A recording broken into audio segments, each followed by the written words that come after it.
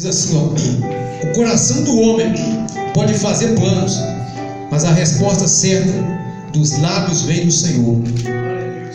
Quem já fez plano aqui, não precisa nem perguntar. Todo mundo já fez e faz e vai fazer. Eu vou dizer para você que todo mundo, mesmo quando ele morre cheio de plano. Ele não planejou morrer aquele dia, planejou viver mais.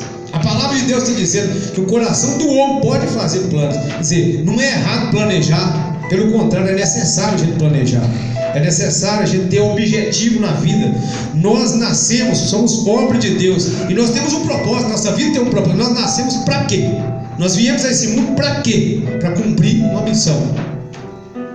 E qual é o sentido da nossa vida se a gente viver ocioso na vida e sem projetar nada, sem ter objetivo de nada? Não vai conseguir nada. Temos que ter objetivo, temos que ter sonho, temos que sonhar, porque Deus nos dá o direito. A palavra de Deus está dizendo que o coração do homem pode fazer plano. É possível. E Deus nos dá o direito de fazer os planos. Agora, o que não pode é nós apartarmos da palavra e da vontade de Deus, fazer os nossos planos do nosso jeito, conforme o nosso entendimento, e apartar o coração do Senhor e dar tudo errado. Porque a palavra está dizendo, a resposta dos lábios certa, a resposta certa dos lábios vem do Senhor. O que significa essa resposta certa? É o êxito, né? É ser bem sucedido naquilo que planejou, é dar certo, é o resultado positivo.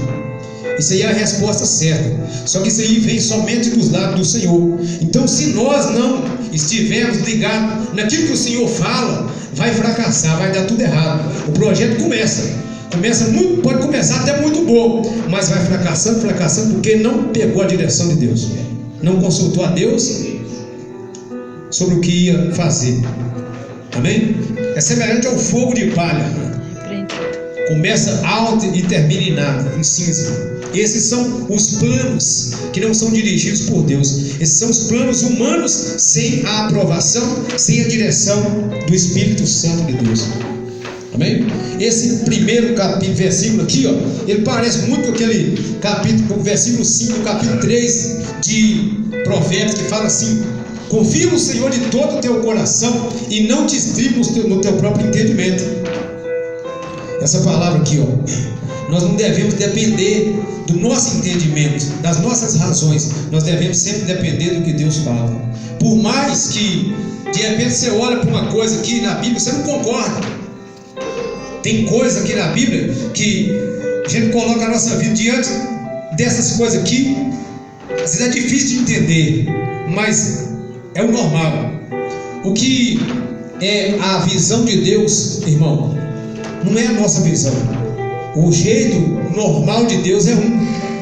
O normal de Deus, muitas vezes, para nós não é normal. Deus não trabalha com lógica humana, não. Amém? A pessoa que depende da lógica humana, ele sofre muito. A Bíblia diz que Deus faz o sábio se tornar atraso. A Bíblia fala: converte o saber deles em loucura. Tem pessoas que sabem e enlouquecem na vida, de tanto procurar sabedoria, mas na verdade não busca em Deus, acaba enlouquecendo. Chega num ponto que não suporta mais. Então a gente tem que se acomodar aqui dentro da palavra, planejar sim, mas deixar Deus ser o dono dos nossos planos, deixar Deus ser aquele que vai nos dirigir sempre. Amém, irmão? O versículo 2 diz assim, ó: todos os caminhos do homem são puros aos seus olhos, mas o Senhor pesa o espírito. Principalmente a pessoa que é orgulhosa, ela nunca vai admitir que ela está errada, por mais que ela esteja errada. A pessoa, antes dela conhecer a palavra de Deus, né, no conceito dela, a vida dela não está tão errada assim. Tanto é que não sente necessidade de se arrepender para poder mudar. Foi assim comigo e assim com muitas pessoas também. E muitas pessoas, até depois de conhecer a palavra de Deus, não aceitam a repreensão de jeito nenhum. Não aceita a correção de jeito nenhum, porque para ela está sempre certa. Para ela não precisa mudar nada. Afinal de contas, ela é uma boa pessoa. Mas se o Espírito Santo já está tocando já, irmão, é porque precisa mudar. Então a palavra de Deus está dizendo que os caminhos dos homens são puros aos seus próprios olhos. Mas nós temos alguma coisa própria. Você acha que nós temos alguma coisa própria? Esse fôlego que está em nós é nosso? Não. Nós não temos visão própria. Tudo que nós temos vem de Deus. Por isso a palavra de Deus está dizendo que aquele que apura os caminhos do homem são puros aos seus próprios olhos. Mas o Senhor é que pesa o Espírito. Quem sabe o que é puro é Deus. Quem conhece o meu interior, o seu, é Deus. É Ele que pesa o Espírito. É Ele que sabe os nossos caminhos. Por isso, eu lembrei do Salmo 139, quando Davi fala lá no capítulo 139 do Salmo, versículo 23, 24, ele fez uma oração que a igreja que tem humildade, ela deveria orar dessa forma a Deus. Ele falou assim: Senhor, sonda-me e me conhece os meus pensamentos, vê se há em mim algum caminho mau e me guia pelo caminho eterno. Ele fez essa oração a Deus. Quer dizer, ele não quis ser puro aos seus próprios olhos, ele não quis ter a razão total das coisas, não. Ele falou: Deus, vê se há em mim algum caminho mau. Nós precisamos estar sempre pedindo a Deus isso, porque quem nos conhece é Deus. É Ele que está nos vendo, é Ele que está vendo o problema, é Ele que está vendo o defeito, é Ele que está. Às vezes dentro de nós, irmão, tem muitos defeitos, mas às vezes a gente só vê o defeito das outras pessoas.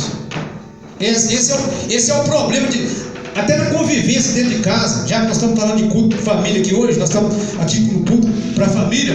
Dentro de casa é o lugar que acontecem mais esses conflitos. Por quê? Porque muitas pessoas não sentem de jeito nenhum. Ela acha que é sempre ela que está com a razão, o outro está sempre errado. É só ela que está certa. O outro está sempre errado. Quer dizer, quem tem que ser corrigido é o outro, porque afinal de contas, não. Nós temos que quebrar isso aí. Nós temos que nos humilhar diante da palavra de Deus e ver se nós não estamos errados. Porque tem coisa, irmão, que passa diante dos nossos olhos como se não precisasse resolver nada. Aí de repente você ouve uma mensagem, quando você silencia o seu coração, você ouve e toca num assunto, você vai ver que você estava errado, completamente errado, mas estava achando que estava certo. Mas no dia que você abre o seu coração e se humilha e deixa o Espírito Santo te corrigir, você vai entender que você estava errado. Glória a Deus. É aí que a mudança começa aí. Fala, Jesus. Amém? Ninguém é irrepreensível de jeito nenhum, só Deus é.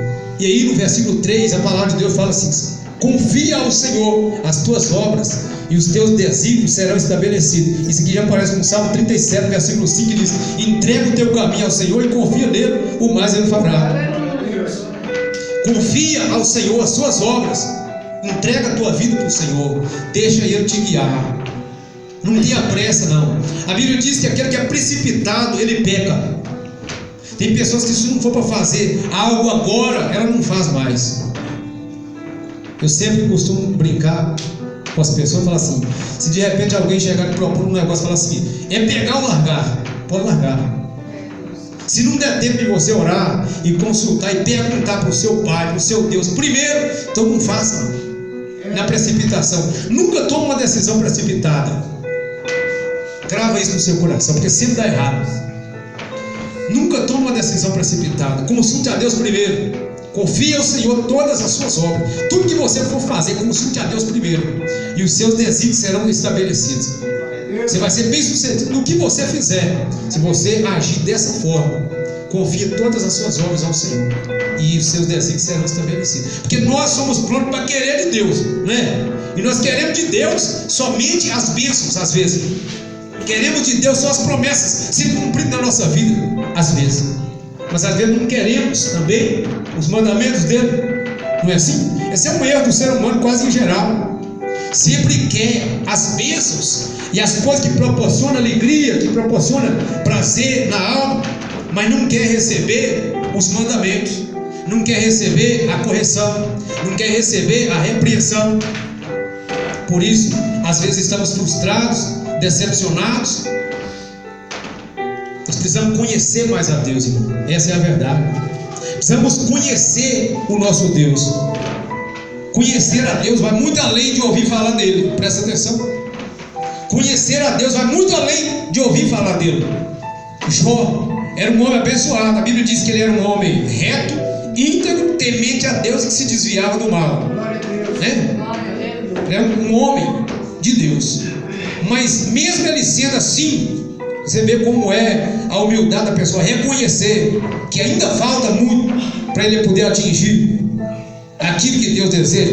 Quando chegou no final da trajetória, lá no livro, depois que de João capítulo 42, depois que ele passou por toda aquela tribulação, ele chegou a uma conclusão. Ele falou assim: eu falei de coisas que não entendia, coisas maravilhosas demais para mim. Ele falou assim: eu te conhecia só de ouvir, mas agora os meus olhos te veem. Quer dizer, agora ele experimentou Deus na vida dele. Agora ele experimenta. Nós precisamos experimentar Deus na nossa vida, irmão. Conhecer a Deus, experimentar Deus na nossa vida. Por exemplo, se de repente você está com muita sede e alguém te oferece um copo com água, se você olhar esse copo com água, só olhar, por mais que você olhe, sua sede não vai acabar, porque você olhou esse copo. Ela só vai acabar no momento que você tomar água, não é verdade? Deus da mesma forma.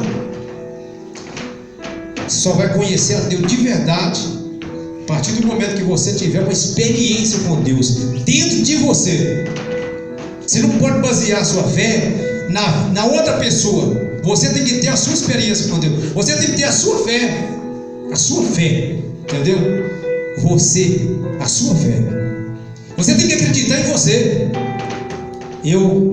Antes eu achava que isso era uma expressão muito pesada. Você tem que acreditar em você. Eu achava que não, eu tenho que acreditar só em Deus. Você tem que acreditar em Deus, mas você tem que acreditar em você também. Porque Deus acredita em você. Sabia disso? Deus acredita em você. Às vezes a pessoa acredita em Deus, acredita na oração dos outros, mas não acredita na oração dela. Acredita na oração das pessoas, mas não acredita na oração dela. Tem uma passagem lá que fala que o povo de Deus, quando estava aproximando lá da terra de Canaã, Moisés enviou 12 espias para espiar a terra, e 10 voltaram completamente desanimados e de menosprezando a eles mesmo. Falou assim: ó, nós éramos aos olhos dele, aos nossos olhos, diante do gigante que tinha lá na terra, como gafanhoto diante deles. Nós nos sentimos assim aos nossos olhos. Veja bem, quando a pessoa se autodespreza, Deus não agrada disso também. Tem pessoa que fala: ah, mas eu sou tão isso. Não, o que é isso? Deus acredita em você. Deus quer mudar a sua vida pela sua fé. Você precisa experimentar Deus profundamente. Conhecer a Deus, ter experiência com Deus na sua vida. E aí, quando você confiar a Deus todas as suas obras, conhecendo a Ele, os seus desígnios serão estabelecidos. Agora, versículo 4 diz assim: o Senhor fez todas as coisas para determinados fins, e até o perverso para o dia da calamidade. Quando a gente vê a segunda parte desse versículo, muitas pessoas não entendem esse versículo. Quando a gente vê, se a gente lê esse versículo por alto, a gente vai pensar que Deus é mau e que criou algumas pessoas para perdição, os ímpios para perdição. Só que não é isso que a palavra de Deus quer dizer. Quando a gente vê lá em Eclesiastes capítulo 7, versículo 29, está escrito assim, ó: eis que Deus fez o homem reto, mas ele se meteu em muitas astúcias. Então Deus fez alguém perverso? Deus fez alguém perverso? Eu posso dizer que uma criatura dessa aqui é perversa? Posso? Deus fez o homem reto, mas o homem se meteu em muitas astúcias. O que a palavra de Deus está dizendo é que Deus criou todas as coisas para determinados fins. Tudo uma coisa correspondendo à outra. Vou te dar um exemplo básico da nossa vida, por exemplo. Para a sede ele criou o quê? Criou a água. Para a fome ele criou o quê? O alimento. Quer dizer que a perversidade corresponde à punição.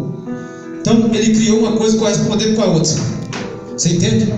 As obras da perversidade para punição, a punição para a perversidade. Mas Deus não deseja que ninguém seja perverso. E a pessoa, quando ele se torna perverso, o desejo de Deus está lá em Ezequiel, que diz assim: não tenho prazer na morte do perverso, mas que ele se converta e viva. Essa é a vontade de Deus. E lá em 2 Timóteo está dizendo assim, 2 ou 1, capítulo 2, está dizendo assim: a vontade de Deus, o desejo de Deus é que todo homem seja salvo e chegue ao pleno conhecimento da verdade. Ele não criou ninguém perverso. Só que o salário do pecado é a morte. Deus determinou que as coisas fossem desse jeito. Foi assim que ele falou com Adão no começo, não foi? Não coma do fruto, porque no dia que você comer daquele fruto, certamente morrerás. Ele já estabeleceu que a obra, que a má obra ia ter como salário uma punição, uma condenação. Você entendeu agora a palavra? E ele fez a perversidade. Ele falou assim: até o perverso por dia da calamidade. Significa dizer que a punição para a perversidade. Ele fez assim, as coisas desse jeito, estabeleceu assim. Mas ele não fez o homem para a perdição. Ele fez o homem mais semelhança dele. Amém? Você entendeu alguma coisa? Amém. Espero que o Espírito Santo te revele. E aqui no versículo 5 diz assim: abominável é o Senhor todo arrogante de coração. É evidente que não ficará impune. Arrogante, arrogância. Quando a gente fala arrogância, não parece em nada com aquilo que nós estamos seguindo. Quando a gente fala soberba, não parece em nada com aquilo que nós estamos seguindo. Quando a gente fala em vaidade, não parece em nada com Jesus Cristo. Nós estamos seguindo Jesus, não estamos? Mas que contradição é essa, às vezes, de estar seguindo Jesus com o coração cheio de arrogância, achando que é melhor que todo mundo, achando que sabe mais que todo mundo, achando que as coisas minhas são melhores que a de todo mundo. Está contraditório isso aí. Nós temos que ser humildes. Jesus falou: seja manso, aprender de mim que sou manso e humilde de coração. Não foi? Só assim a alma vai descansar de verdade.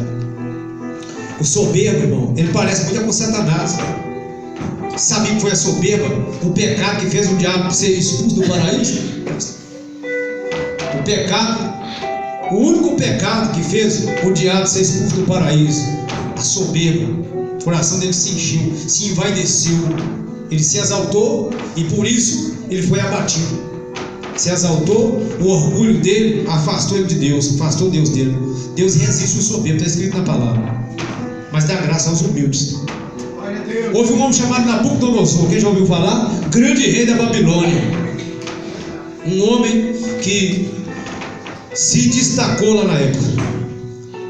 Aí Deus permitiu que ele construísse aquela cidade. Lá tinha um palácio, a coisa mais bonita do mundo. De repente ele ficou lá andando no palácio e olhou para todos os lados e falou assim: não é essa grande Babilônia que edifiquei para o meu poder, para a minha glória? Então a Bíblia diz que naquele mesmo momento ele ficou completamente confuso. E a soberba dele, o coração dele, fez ele ir lá para o campo e começou a comer capim juntamente com os bois. Até que ele reconheceu que quem tem poder é Deus, que quem é grande é Deus. Também vi no Novo Testamento um caso desse, um rei chamado Herodes. Já ouviu falar dele? Ele saiu lá um dia, fez um discurso lá. Por isso que eu temo, irmão, esse negócio de elogio demais, esse negócio de ficar elogiando demais as pessoas. Eu sou um pouco contra isso aí, porque para mim, na minha opinião, eu creio que a crítica, dependendo dela, ela é melhor do que o elogio. E nessa geração nossa, está muito difícil as pessoas aceitarem de repente uma crítica. Eu acho que a crítica, quando ela é bem aceita, ela constrói mais do que um elogio. A Bíblia diz que o homem é provado pelos louvores que ele recebe, pelo elogio que ele recebe, porque ele se exalta. A tendência do homem é se exaltar. Nossa, fulano, como você está bonito. Nossa, fulano, como você canta bonito. A pessoa fica toda cheia de orgulho, se acha mesmo, né? A última flor do deserto, uma única. Mas não é assim, irmão. Então Herodes chegou lá, fez um discurso maravilhoso, de repente o povo começou a elogiar Herodes. Isso é voz de um Deus e não de um homem. Está falando é um Deus. E ele se encheu. A Bíblia diz que na mesma hora, no mesmo momento, ele caiu, ele morreu e foi comido de bicho. No mesmo momento. Então nós não devemos viver a soberba, na arrogância, porque nós somos criados por Deus. E Deus mostrou humildade em tudo, todos os passos que Ele deu aqui, que nós conhecemos Jesus aqui, nós vimos a humildade. Então nós temos que ter humildade também. Amém, irmãos? E aí a palavra de Deus continua, nós estamos terminando já.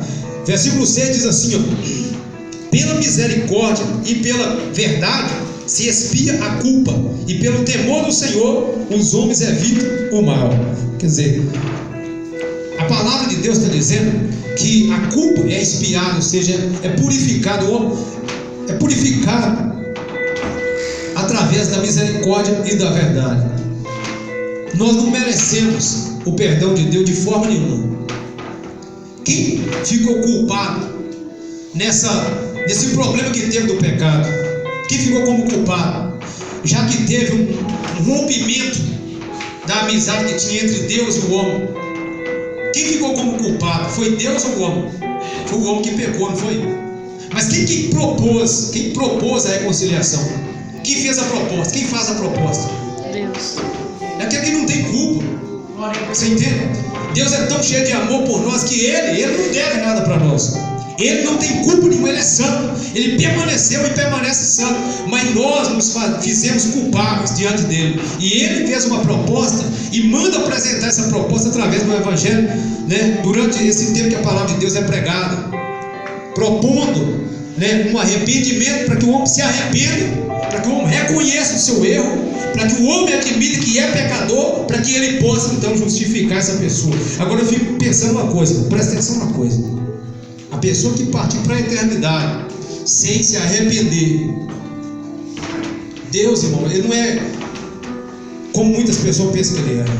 Tem pessoa que Deus acha que Deus está pronto para mandar para o inferno, mas não é isso. Deus é cheio de amor, de misericórdia. Vou só te dar um exemplo de uma coisa. De repente tem dois amigos. Aí esses dois amigos, um briga com o outro. Um é culpado por causa daquela briga ali.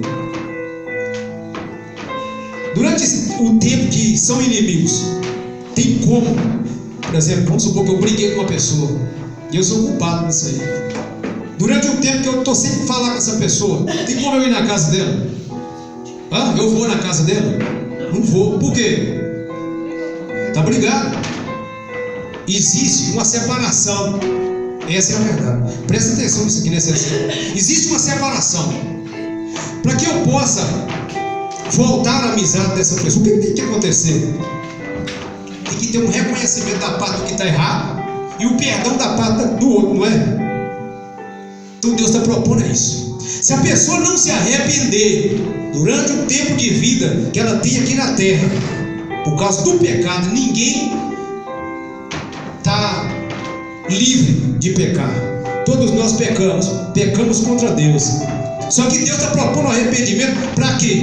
Para que nós possamos ter o direito de estar onde Ele está agora. Glória a Deus. Você entende? Do contrário, não vai ter como eu entrar no céu, porque o céu é de Deus e Deus é santo. A casa de Deus é o céu. Deus está no céu. Deus mora no céu. Você entende? Então como é que eu vou para lá se eu estou como inimigo dele? Se eu estou aqui e não me arrependi do pecado que eu cometi, que o pecado é uma ofensa a Deus. Eu ofendi a Deus com o meu pecado. Ele está propondo arrependimento para que quando Ele recolher o meu fôlego, eu possa ir para a casa dele. Eu possa ir para a casa dele como fosse a minha casa. Porque Ele mandou Jesus justamente para poder dizer isso para nós. Ele está disposto a nos perdoar, para nos receber. A casa do Pai tem muitas moradas, Jesus falou. Ele quer nos receber lá. Glória a Deus. Então por isso nós precisamos arrepender, precisamos passar por esse processo de arrependimento, entregar a vida para Jesus e permanecer nesse estado, permanecer nesse processo, porque a salvação vai se desenvolvendo dia após dia. Amém? E é pela misericórdia de Deus e pela verdade. Nós temos que ser sinceros diante do Senhor. E pelo temor do Senhor, os homens evitam o mal. O temor de Deus é uma coisa muito importante. O temor de Deus nos livra do mal. Por que o temor de Deus nos livra do mal? Existem muitos maus caminhos aí fora. Se nós somos pessoas que tememos a Deus de verdade, se nós não somos aquelas pessoas que tememos somente o homem, às vezes tem pessoa que teme o homem. Então, vou te dar um exemplo, por exemplo. Vamos supor, a pessoa está na igreja, mas ela teme o pastor dela. Ela está fazendo algumas coisas que não agradam a Deus, e ela acha que, por exemplo, se ela esconder do pastor, que está tudo certo. Aí ela vê o pastor está vindo lá da igreja, ela vê que ele vai dar meia volta e vai aqui. Não adianta, irmão. Isso é a falta de temor de Deus. Por quê? Deus está te vendo, você tem que temer a Deus. Onde que eu estou, Deus está. Então, quer dizer, se eu passar a temer a Deus, eu vou deixar de fazer aquilo porque eu estou dando satisfação para Deus. Por causa do temor de Deus, os homens evitam o mal. Eu evito entrar em muitos maus caminhos por causa do temor de Deus no meu coração. Por isso que eu falo a verdade, irmão. A pessoa que aprende a ter temor, que entrega a vida para Jesus Cristo, recebe descanso em todas as áreas da vida dele. Quando a pessoa não conhece a Deus, geralmente, para um casal, por exemplo, geralmente é uma ciumeira. Ciúme é insegurança. Mas a partir do momento que conhece a Deus de verdade, o ciúme vai embora, desaparece. Por quê? Vamos supor, o marido, por exemplo, no meu caso, eu era um desses aí, um ciúme exagerado, misericórdia. Mas a partir do momento que eu passei a aprender a ter temor de Deus, e também eu creio que a minha esposa aprendeu a ter temor de Deus, então eu entendi o seguinte: se ela teme a Deus, né? Então isso me dá descanso. Eu passei a ter temor de Deus também, porque eu vou ficar desconfiando da pessoa. O que fizer, que a pessoa fizer, ela está diante de Deus. Você entende? Isso nos dá descanso, nos livra do mal e nos dá descanso. Eu pregava a palavra para algumas pessoas esse dia e falava o seguinte: às vezes a pessoa fala assim: mas Deus está querendo tirar minha liberdade? Tudo que é bom eu não posso fazer? Tem pessoas que pensam: tudo que Deus me proíbe de fazer é coisa que eu gosto de fazer. Você gosta de fazer, você não sabe o preço dessas coisas. Às vezes gostamos de fazer algumas coisas sim, mas nós não sabemos o salário disso. Deus já sabe o salário disso. Por isso Ele proíbe agora, para evitar o mal. Está ensinando o temor de Deus pela palavra. Amém, irmãos? E aqui nós vamos terminar. Está dizendo assim: sendo o caminho dos homens agradável ao Senhor, este reconcilia com Ele os seus inimigos. Amém? Então, a nossa preocupação deve ser tornar o nosso caminho agradável ao Senhor. E não precisa ficar preocupado em responder nada para ninguém. Não precisa ficar preocupado em provar nada para ninguém. Tema a Deus. Anda nos caminhos de Deus. Ama o seu próximo. E não tema nada, não tema o mal. Ah, mas essa pessoa não acredita em mim. Eu tenho que provar isso. Deus vai responder por você se você tornar o seu caminho agradável a Deus. Deus vai fazer essa pessoa reconhecer que errou com você e vai fazer com que ela se reconcilie com você e te procure e até te peça oração e até te peça ajuda. Então, qual que é a nossa tarefa aqui nesse versículo? É fazer com que o nosso caminho seja o quê? Agradável ao Senhor. Amém? Deus vai fazer com que os nossos inimigos se reconciliem conosco. Aí diz assim: melhor é o pouco havendo justiça do que grandes rendimentos com injustiça. Está dizendo que é melhor o pouco havendo o pouco com honestidade. É isso que a palavra está dizendo. É melhor você ter pouco com honestidade, com o seu suor, do que você ajuntar grandes tesouros às custas dos outros. Porque você enriquecer passando os outros para trás, enganando as pessoas. Porque isso aí vai se tornar em nada e vai se tornar uma grande queda para você. Eu até vou falar sobre uma coisa que acontece, às vezes até muito crente, vou dizer para você nessa noite. Vamos supor que você compra uma coisa por um preço e você vai vender por um preço dobrado em cima daquilo que você comprou. O que é isso? A Bíblia diz sobre juro. A Bíblia fala sobre essa questão de juro abusivo. Vamos supor, você compra por 10, vende por 50. Oh Deus, a pessoa que meu negócio aqui, ó, está explorando. Isso se chama roubo também. Aprenda isso nessa noite. Você comprou por um preço, venda por um preço justo, do jeito que não dá para você perder. Você entende? Deus vai abençoar os seus rendimentos.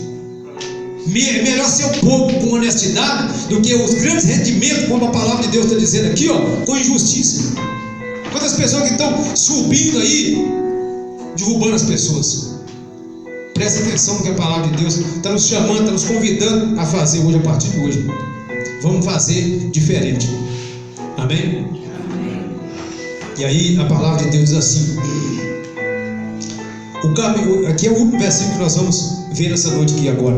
O caminho do homem, ou o coração do homem traça o seu caminho, mas o Senhor lhe dirige os passos. Amém? O coração do homem traça o seu caminho, mas é o Senhor que dirige os seus passos. Deixa Deus dirigir os seus passos que vai dar tudo certo. Amém? Eu deixo essa mensagem aqui para você nessa noite.